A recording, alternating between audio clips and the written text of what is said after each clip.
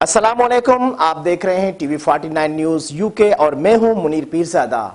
आइए आपको ले चलते हैं आज की खबर की जानिब।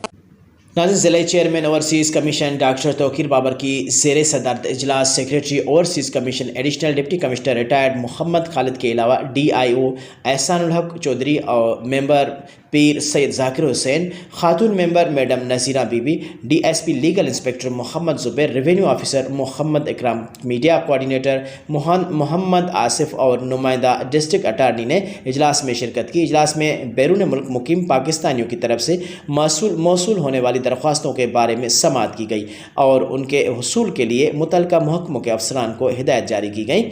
ज़िला chairman overseas commission doctor Tauqeer Babar और ADCR मोहम्मद खालिद ने इस मौके पर कहा कि बैरून मुल्क मुकीम पाकिस्तानी हमारा कीमती असासा हैं और वो हमारे मुल्क के सफ़ीर की हैसियत रखते हैं। उनकी मुश्किलात को फौरी अज़ाला हुकूमत की अवलीन तरजीह है।